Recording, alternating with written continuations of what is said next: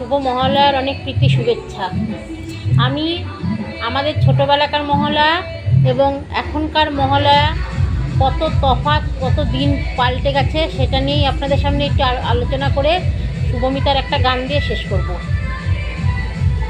আমরা ছোটোবেলা থেকে যখন আমাদের জ্ঞান হয়েছে তখন থেকে আমরা থাকতাম মামার বাড়ি। যদি মনে করেন বলেন কেন এই কথাটা বলছি, কেন আমাদের বাড়িতে কৃষ্ণনগর, তো কৃষ্ণনগরের জগদ্ধাত্রী পুজোটা ভালো হয়, দুর্গা পুজোটা সেরকম ভালো হয় না। যার জন্য আমরা সেই পঞ্চমীর দিন যেই স্কুল ছুটি পড়তো সঙ্গে সঙ্গে মামার বাড়ি চলে যেতাম।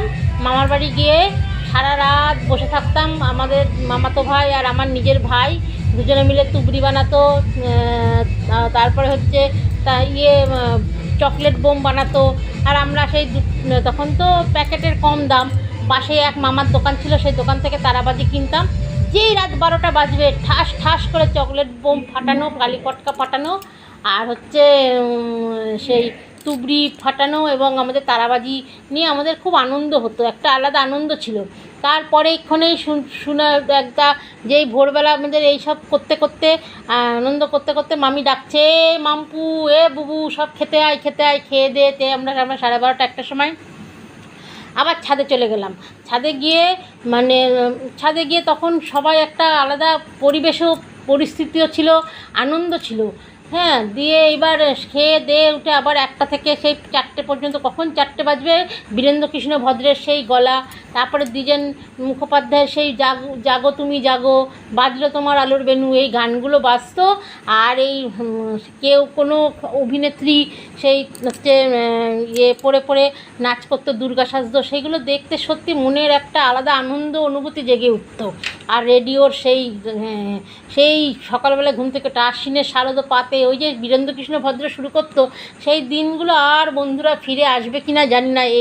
এবার এই চত্বরের কথা বলি, এই চত্বরে এখন সত্যি কথা বলতে সবারই যা কাজ সব রাত্রির দিকের কাজ, আস্তে আস্তে সব 1টা-1:30 বাজে, তারপরে 2টোর সময় শুয়ে তারপরে আর তখন আর মনে হয় না রাত জাগি, তখন মনে হয় একটুখানি শুয়ে নিই। এই করে আমাদের সত্যি কথা বলতে সেরকমভাবে মহালয়া দেখাও হয় না, দেখার সেরকম পরিস্থিতিও নেই। কিছু ঘটনা আমাদের মনকে এত স্মৃতিতে বিজড়িত করে, সেই বেদনাদায়ক জিনিসগুলো মনে পড়লেই তখন খুব জিনিসটাকে অন্যরকমভাবে অন্যদিকে মুডটা ঘুরে যায়। তখন না আমাদের মনে হয় যখন যে না, সেই বেদনাগুলো থেকে বসে থেকে সেই চিন্তাগুলো না করে চোখ বন্ধ করে শুয়ে থাকি, মনে হয় কিছুটা হলেও বেদনাদায়ক জিনিসটা কমবে। তখন আমরা তাই জন্য সেইভাবে শুয়ে পড়ি, করে দিয়ে সেই জিনিসগুলো ফিরতে, এমনি পটকা ফাটে, গান বাজে, যেসব পিকনিক হবে বাড়ির সামনে মাইক বাজছে পিকনিক করবে, সেই জিনিসগুলো দেখে ভাবছি এখন মানে আগে যেরকম কখন মাইক বাজবে, মাইকের গান শুনে আমরা গান শুনবো বসে, সেই জন্য বাড়ির বাইরে দাঁড়িয়ে থাকতাম। আর এখন বাড়ির আওয়াজে কখন যে মাইকের আওয়াজটা কমবে, কখন যে এদের ইয়েটা কমবে, মানে যত নিরিবিলি থাকা যায় ততই আমরা নিরিবিলিতে পড়ে গেছি। মেন হচ্ছে আমরা একাকিত্ব বোধ করি ভীষণ, মানে একা থাকলে ভালো হয়। কেউ যদি এসে জ্বালাতন করে, কেউ যে এসে মাইক বাজায়, আমাদের খুব অসুবিধা হয়। তাই জন্য আমরা যতটা পারি নিজেদের মতন করে আমরা নিরিবিলিতে আমরা জিনিসটাকে একটু শ্রদ্ধা জানানো বা জিনিসটাকে একটু স্মরণ করা, জিনিসটাকে একটু আনন্দ উপভোগ করে জিনিসটাকে নিয়ে যাওয়া, এই জিনিসগুলো আমরা করি। দিয়ে এবার এই সন্ধ্যেবেলায় আমার জায়ের সঙ্গে আমরা একটা ভিডিও করলাম, এই পটকা ফাটছে, মনে হচ্ছে ছোটোবেলায় সেই স্মৃতিতে ফিরে যাচ্ছি। এই 12টা যেই বাজে এখন শুরু হলো পটকা ফাটানো। হ্যাঁ, দিয়ে এই মহালয়া আবার সেই ভোর 4টে বাজবে, অনেক বাচ্চা কাচ্চা বলছে দেখবে, কিন্তু আমাদের সেইভাবে সত্যি কথা বলতে এখন দেখার সেই মানসিকতাটা সত্যি চলে গেছে। কিছু বেদনাদায়ক ঘটনা মনেকে খুব এমনভাবে করা নাড়ে না জায়গা দিয়ে, সেই জিনিসগুলো সত্যি মনে পড়লে, সেই জিনিসগুলো মনে পড়ে তখন আর মনে হয় না উঠে মহালয়া দেখি বা সেই জিনিসগুলো আবার ফিরে আসুক। তো এটা জানি পুরনো স্মৃতিকে ফিরিয়ে নিয়ে পুরনো ঘটনাগুলোকে বাদ দিয়ে নিজের নতুন জীবনে ফিরে পাওয়াটা খুবই দরকার, নিজেকে সময় দেওয়াটা খুবই দরকার, সব বুঝি। কিন্তু তবুও একটা সেই বেদনাদায়ক জীবনটা আর বেদনাদায়ক প্রাণটা, মনটা, সেটা তো করা নাড়বেই, স্বাভাবিক, সেটাকে ভুলে যেতে হবে, জানি ভুলে যেতে হবে। সেই দিনে পড়ে থাকলে আর আমাদের চলবে না।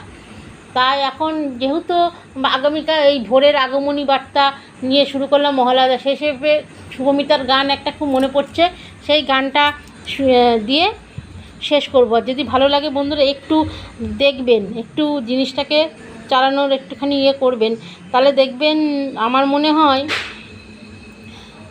ভালো লাগলে বন্ধুরা একটু কমেন্টে জানাবেন। এটাই সবার কাছে আমার আনন্দ। আর সত্যি কথা বলতে সেই আনন্দটা ফিরে পাওয়ার জন্য যথেষ্ট পরিমাণে চেষ্টা আমাদের চালিয়ে যেতে হবে, যাতে সেই আনন্দটা আমরা সারা জীবন বজায় রাখতে পারি। এটাই আর কি মানে আমাদের শুভকামনা। তা এবার যতটা পারছি চেষ্টা করছি জিনিসটাকে ভুলে গিয়ে আবার সেই নতুন জিনিসে ফিরে পাওয়া। জানি মামার বাড়িতে এখন যাওয়ার আনন্দ সেই জিনিসটা নেই। আগে যেমন মামি ছিল, সবাই ভাই ছিল, এখন মামি চলে গেছে, দিদা চলে গেছে। গত বছরে 1 বছরের মধ্যে অনেক কিছু হারিয়েছি, অনেক কিছু বেদনাদায়ক ঘটনা আমার জীবনে ঘটেছে। তাই সেগুলো মনে করলে না আর তখন আর ভালো লাগে না। তাই বন্ধুরা এখন সেগুলো নিয়ে বেশি আলোচনা করব না। বেশি আলোচনা করলে আবার কালকে আমি একটুখানি বাড়ি যাব, বাপের বাড়ি যাব, বেশি আলোচনা করলে সেই জিনিসগুলো যদি আবার মনের মধ্যে দিয়ে জানিয়ে দিই না সে কালকে সারাদিনটাই আমার একটু বেদনাদায়ক সেই স্মৃতিগুলো নিয়ে আমাকে চলতে হবে এবং আমার সারা দিনটা খুব হয়ে যাবে, খারাপ হয়ে যাবে। যার জন্য আমি চাইছি না জিনিসটাকে আরও মনে করে রাখতে। আমি যতটা পারছি ততটা তো আপনাদের সামনে শেয়ার করলাম। মানে আগেকার দিনে আমাদের কত আনন্দ ছিল, আর এখনকার দিনে একটু হলেও সেই জিনিসটা আমাদের হয়তো 10 ভাগ আছে, আর বেশিরভাগই মোটামুটি কিছু পুরনো জিনিস, কিছু ঘটনা আমাদের মনকে এমনভাবে দেয়, নাড়া দেয়। সেই নাড়াগুলো সত্যি ভাবলে মনটাকে খুব কন্ট্রোল করার চেষ্টা করি যতটা পারি। তা আজ শুভমিতার এই গানটা দিয়ে আমি শেষ করব। যদি ভালো লাগে বন্ধুরা একটু কমেন্টে জানাবেন।